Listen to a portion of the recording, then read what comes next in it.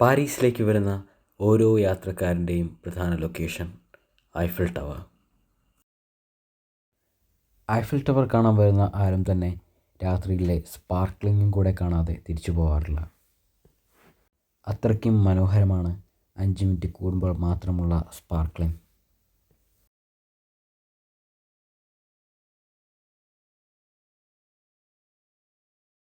ഈ ലൊക്കേഷനിൽ നിന്നാണ് ഐഫിൽ ടവറിൻ്റെ വ്യൂ തമിഴ് മൂവി ജീൻസിൽ ആരംഭിക്കുന്നത്. ആ ലൊക്കേഷനിലേക്ക് പോകാനാണ് ഞാൻ ഇന്ന് മെട്രോ യൂസ് ചെയ്യുന്നത്. അണ്ടർഗ്രൗണ്ട് ട്രെയിനിൽ കയറി ട്രക്ക് റോഡ് ട്രെയിൻ സ്റ്റേഷനിൽ ഇറങ്ങണം. അവിടെ ഇറങ്ങി 5 മിനിറ്റ് കഴിയുമ്പോൾ തന്നെ നമുക്ക് ആ ചെസ് ബോർഡ് പോലുള്ള വ്യൂ പോയിൻ്റ് ദൃശ്യമാകും. അവിടെ നിന്ന് ഐഫിൽ ടവറിൻ്റെ ഒരു മനോഹരമായ ദൃശ്യം നമുക്ക് കാണാനാകും.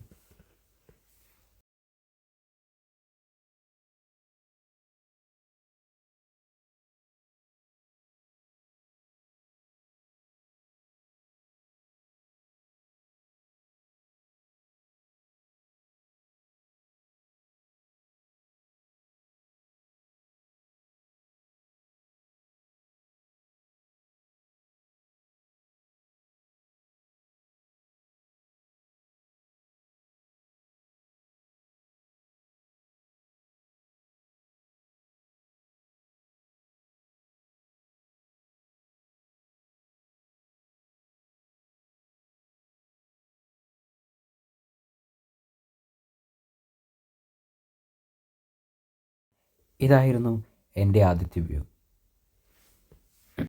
ഈസ്റ്റർ വെക്കേഷൻ ആയതുകൊണ്ടാണോ അതോ വീക്കെൻഡ് ആയതുകൊണ്ടാണോ എന്നറിയില്ല, ഇഷ്ടംപോലെ ടൂറിസ്റ്റുകളാണ് ഇന്നിവിടെ ഉള്ളത്.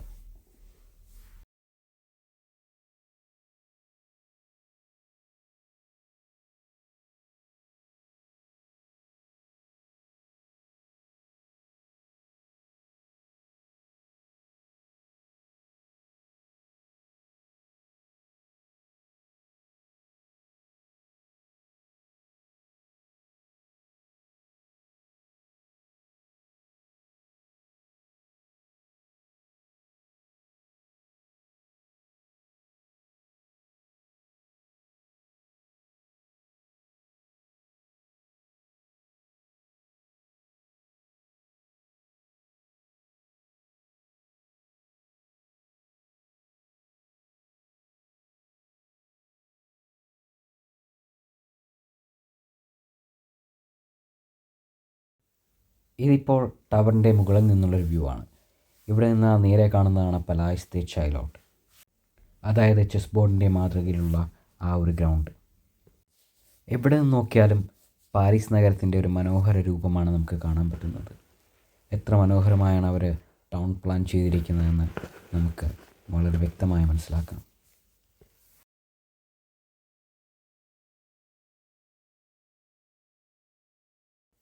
സീൻ നദിയുടെ തീരത്ത് സ്ഥിതി ചെയ്യുന്ന ഐഫിൽ ടവറും ആ പാരീസ് നഗരവും രാത്രിയും പകലും എന്നില്ലാതെ എപ്പോഴും വളരെ മനോഹരമാണ്.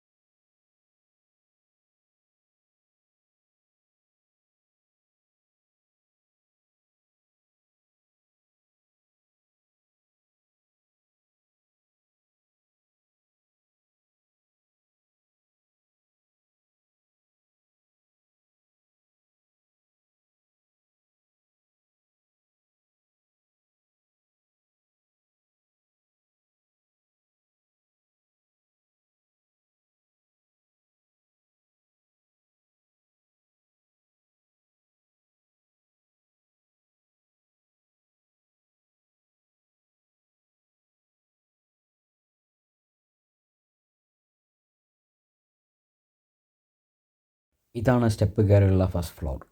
ഇവിടെ നിന്നുള്ള വ്യൂ ആണ് ഇത്. ഞാൻ സെക്കൻഡ് ഫ്ലോർ വരെയുള്ള ടിക്കറ്റാണ് എടുത്തത്. സെക്കൻഡ് ഫ്ലോർ വരെ എത്താൻ വേണ്ടി നമ്മൾ 600 സ്റ്റെപ്സ് കയറണം.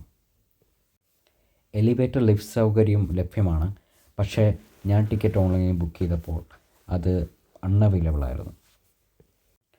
ഈ ടിക്കറ്റ് മാത്രമേ, സ്റ്റെയർകേസ് വഴിയുള്ളത് മാത്രമേ ഓൺലൈനിൽ അവൈലബിൾ ആയിട്ടുണ്ടായിരുന്നുള്ളൂ. ആക്ച്വലി എപ്പോഴും ഓൺലൈൻ ടിക്കറ്റ് ബുക്ക് ചെയ്യുന്നതായിരിക്കും ഈസി. അതർവൈസ് നമ്മൾ ഏജസ് ആൻഡ് ഏജസ് ക്യൂ നിൽക്കേണ്ടി വരും. ഈ ടിക്കറ്റ് എടുത്തത് കൊണ്ട് തന്നെ എനിക്ക് ക്യൂ നിൽക്കാതെ തന്നെ പെട്ടെന്ന് അകത്ത് കയറാൻ പറ്റി. ഇതിപ്പോൾ നമ്മൾ ഐഫൽ ടവറിൻ്റെ പ്രൊട്ടക്റ്റഡ് ഏരിയയിലാണ് നിൽക്കുന്നത്. അതായത് നമ്മൾ മെയിൻ ഗേറ്റിലൂടെ കയറി അവിടെ ഒരു ചെക്കിംഗ് ഉണ്ടാവും, ബാഗേജ് ആൻഡ് ലഗേജ്. പിന്നെ നമുക്ക് അത് കടന്നിട്ട് വന്ന് ടോയ്ലറ്റ് യൂസ് ചെയ്യണമെങ്കിൽ നമുക്ക് യൂസ് ചെയ്യാം. അത് അതിൻ്റെ സൈഡിൽ തന്നെയായിട്ട് ഒരു കോർണറിലുണ്ട്. അതിനുശേഷം ടിക്കറ്റ് എടുത്തെങ്കിൽ നമുക്ക് ഡയറക്റ്റ് എൻട്രി ചെയ്യാം, അല്ലെങ്കിൽ നമുക്ക് ഇൻ പേഴ്സണായിട്ട് ടിക്കറ്റ് പർച്ചേസ് ചെയ്യാം. അവിടെ കഫേയും ഡ്രിങ്ക്സും ചെറിയ സ്നാക്ക് ആൻഡ് ഫുഡൊക്കെയുള്ള കൂൾ ബാർസ് ഉണ്ട്. അവിടെ നമുക്ക് ഫുഡ് ആൻഡ് ഡ്രിങ്ക്സ് പർച്ചേസ് ചെയ്യാം. ഈ സ്റ്റെയർകേസ് എല്ലാം തന്നെ ഫുള്ളി പ്രൊട്ടക്റ്റഡാണ്. ലൈക്ക് എ കേജ് പോലെയാണ് നമുക്ക് ഫീൽ ചെയ്യുന്നത്. അതുകൊണ്ട് കുട്ടികൾക്കും എല്ലാവർക്കും ഒരു പേടിയില്ലാതെ മേള് വരെ നമുക്ക് കയറാൻ പറ്റും.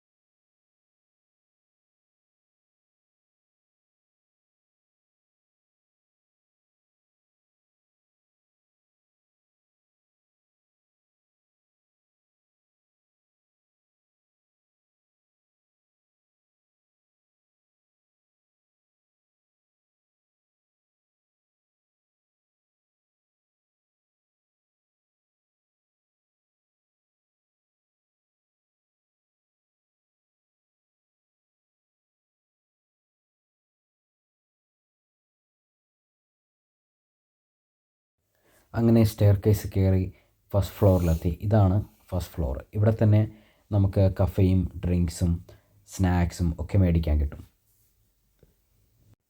ഈ ഫസ്റ്റ് ഫ്ലോറിൽ തന്നെ നമുക്ക് സെറ്റിൽ ചെയ്യാൻ, ഇരിക്കാനോ റെസ്റ്റ് ചെയ്യാനോ ഒക്കെ പറ്റും. അവിടെ ഓരോ കോർണറിലും ഇതുപോലത്തെ ടെലിസ്കോപ്പ് അവൈലബിൾ ആണ്. നമുക്ക് €1 ഇട്ടാൽ നമുക്ക് ടെലിസ്കോപ്പ് യൂസ് ചെയ്യാം. എന്നിട്ട് ഓരോ വ്യൂസൊക്കെ നമുക്ക് കറക്റ്റായിട്ട് നോക്കാൻ പറ്റും.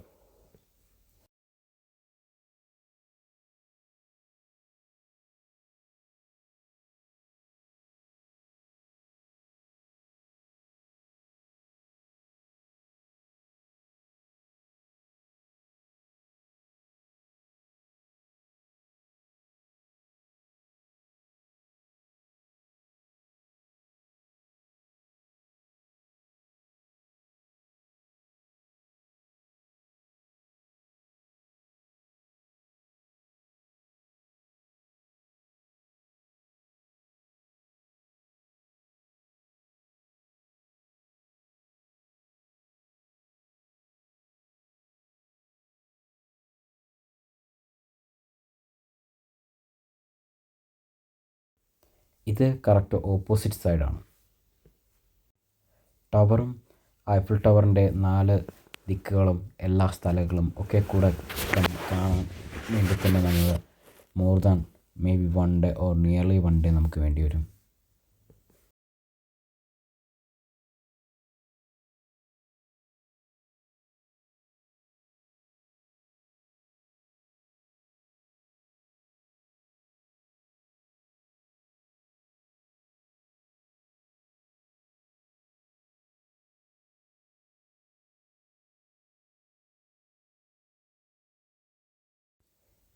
ഈ ഫ്ലോറിൽ ആണെങ്കിൽ അവിടെ ഷൂട്ട് ചെയ്ത മൂവീസിൻ്റെയൊക്കെ ഒരു പോസ്റ്റർ അവിടെ വെച്ചിട്ടുണ്ട്. ഈ മൂവീസൊക്കെ ഐഫിൾ ടവറിൻ്റെ ഉള്ളിലും അകത്തൊക്കെ ആയിട്ട്, പുറത്തും ഗ്രൗണ്ടിലും ഗാർഡനിലൊക്കെ ആയിട്ട് ഷൂട്ട് ചെയ്തിട്ടുള്ള ഫിലിംസാണ്.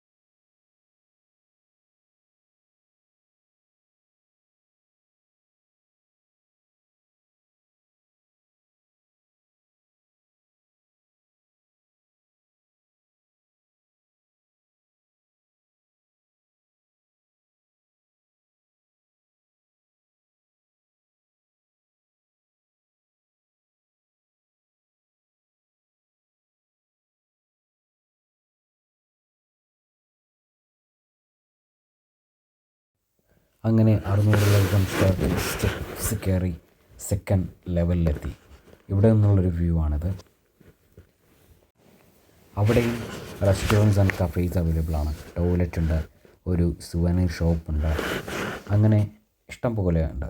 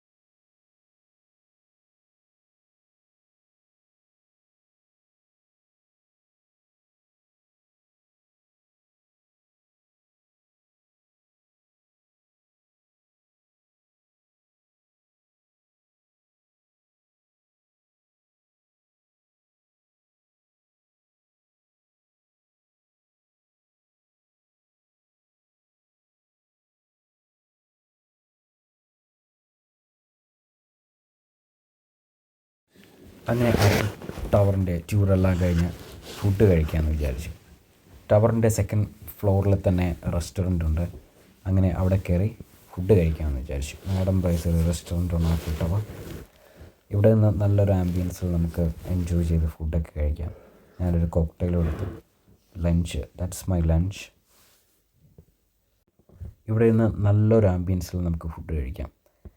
പകലും നല്ല മനോഹരമായ വ്യൂ ആണ്, നൈറ്റ് ഇതിനേക്കാൾ മനോഹരമാണ്.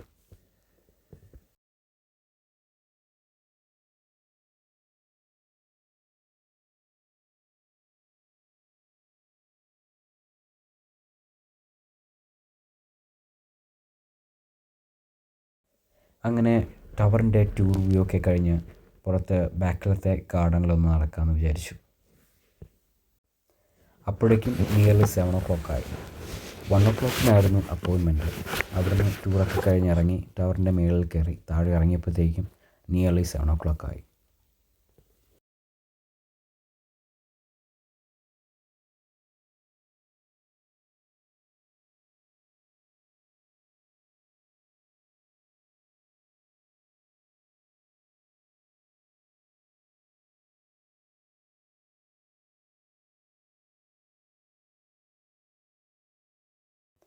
ടവറിൻ്റെ ഫ്രണ്ടിൽ ആ ബ്രിഡ്ജിൻ്റെ സൈഡിലായിട്ടൊരു സ്ട്രീറ്റ് മാർക്കറ്റ് ഉണ്ടായിരുന്നു. ഇത് അവിടുത്തെ ഒരു എൻട്രൻസ് ആണ്.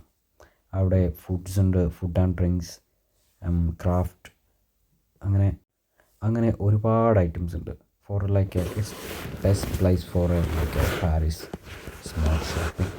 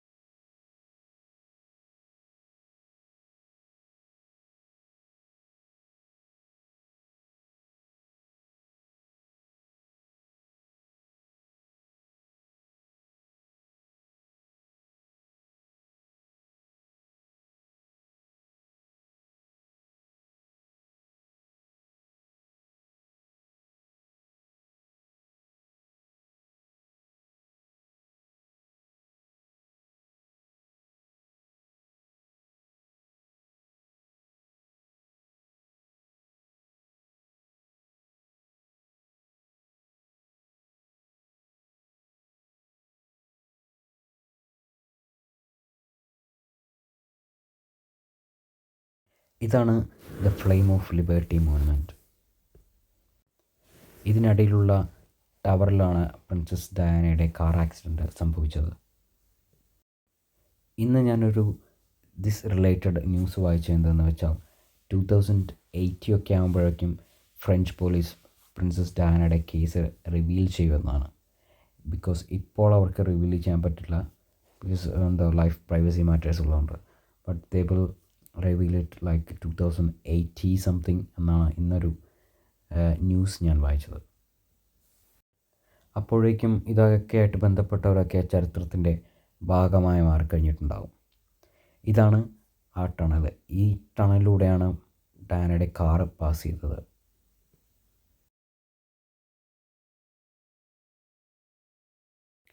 അങ്ങനെ അവിടെ നിന്ന് നേരെ പോകുന്നത് ഐഫിൽ ടവറിൻ്റെ നൈറ്റ് ഇതാണ് പാരീസിലെ കാണാനാണ്. പ്രിൻസസ് ഡയാനയുടെ കാർ ആക്സിഡൻറ്റിലായ ടണൽ.